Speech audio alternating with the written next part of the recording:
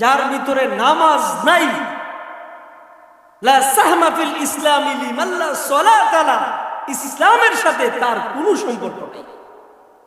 বুখারীর বর্ণনা এসেছে, আল ফারকু বাইনাল মুমিনি আল মুশরিকি আস-সালাহ, নামাজ হলো মুসলমান এবং মুশরিক কাফেরদের সাথে পার্থক্য করার কষ্টি পাথর। নামাজ এমন একটা বিধান, ময়দানে মাহশরে, হাসরের ময়দান যেদিন কায়েম হবে, রব্বুল আলামিন সেই দিন সর্বপ্রথম আউয়ালু মা ইউহাসাবু বিহিল আবদু ইয়াউমাল কিয়ামাতিস সালাহ, নামাজের হিসাব নেবেন। যার নামাজ ঠিক আছে তার বাকি সব ইবাদতগুলো ঠিক আছে। যেমন ইন্নাস সালাতা তানহা আনিল ফাহশাই ওয়াল মুনকার, যার নামাজ ঠিক আছে তার দ্বারা কোনো অন্যায় কোনো কাজ হবে না। যার ভিতরে নামাজ আছে তার ঈমান আছে, যার ভিতরে নামাজ নাই, মান তারাকা সালাতান মুতাআম্মিদান ফাকাদ কাফার, সে যেন কুফরির ভিতরে আছে। এই জামানায় যার নামাজ 5 ওয়াক্ত ঠিক আছে আর লেনদেন ঠিক আছে, তার থেকে বলো ওলি তাহতা আদিমিস সামা, আসমানের নিচে জমিনের উপর আর নেই। এজন্য ভাই নামাজ, জিন্দেগীর শেষ সময়টা পয়গম্বর অসুস্থতার কারণে নামাজ পড়তেছিলেন না। আম্মাজান হযরত আয়েশা সিদ্দিকা রাদিয়াল্লাহু তাআলা আনহার কাঁধে ভর করে মসজিদের জানালায় দাঁড়িয়ে আছে।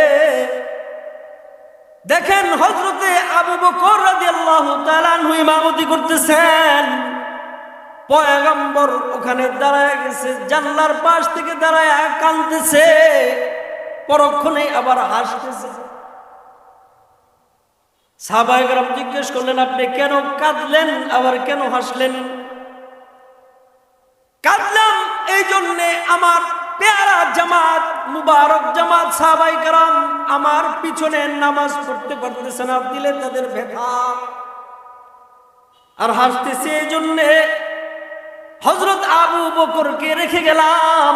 মাকুকে হাকিকি, আল্লাহ যদি জিজ্ঞেস করেন আপনার পবিত্র জামাত কার কাছে রেখে এসেছেন, তারা কি অবস্থায় আছে, আল্লাহর কাছে যায় বলবো আমার জিন্দেগীর শেষ দৃশ্যটা আমি নামাজের মধ্যে হযরত আবু বকরের ইমামতিতে সেজদায় লুটায় পড়ে রইছে, ওইটা দেখে আসছি।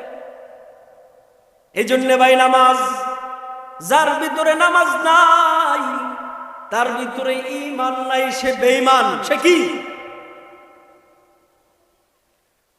নামাজ ছাড়া জান্নাতে যাওয়ার কোনো রাস্তা নাই। আউয়ালু মা ইউহাসাবু বিহিল আবদু ইয়াউমাল কিয়ামাতিস সালাহ, সর্বপ্রথম আপনার যে হিসাবটা হবে এটা হলো কাফা বিনাফসিকা ইয়াউমা আলাইকা হাসিবা। হিসাব আল্লাহ পড়বে না, হিসাব আপনার গলায় ঝুলিয়ে দেওয়া হবে। আপনি তখন শিক্ষিত হয়ে যাবেন, নিজেরটা নিজেই দেখে দেখে পড়বেন।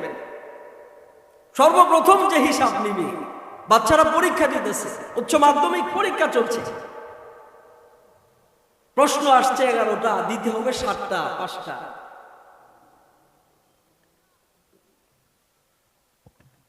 আলহামদুলিল্লাহ, আমাদের মাহফিলের যে প্রধান বক্তা, প্রধান মেম্বার, উনি কাছাকাছি চলে আসছেন।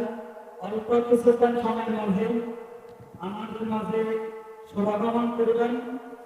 যারা এদের সাথে ঘোরাফেরা করতেছেন এবং বাজার আড্ডা মারতেছেন, সকলে ইনশাআল্লাহ মাহফিলে চলে আসেন।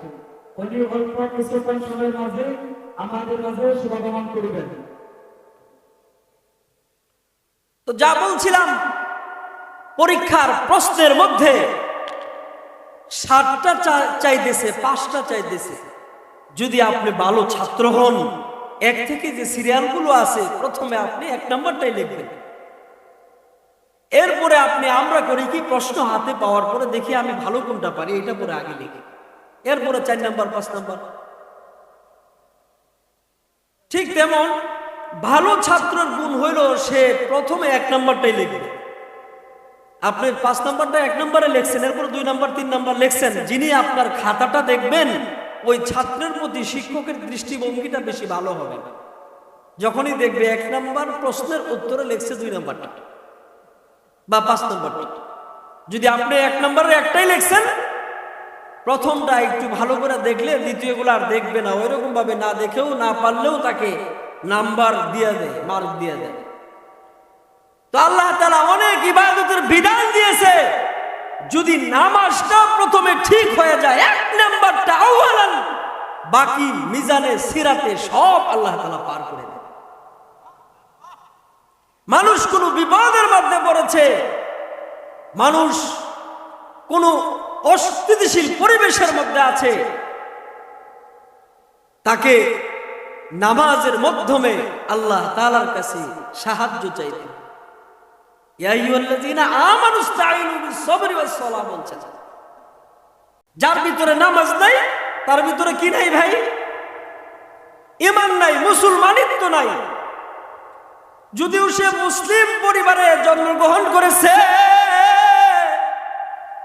মরে গেলে তাকে আবার মুসলিম কবরস্থানে দাফন করা হয়, মুসলিম সমাজে সে বসবাস করে,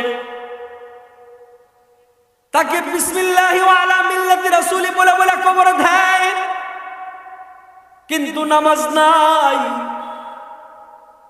মুসলিম পরিবারে প্রত্যেকভাবে মুসলিম পরিবারে মুসলিম ঔরসজাত সন্তান জন্মগ্রহণ করেছে, ঈমান ছাড়া নামাজ ছাড়া দুনিয়া থেকে চলে গেছে।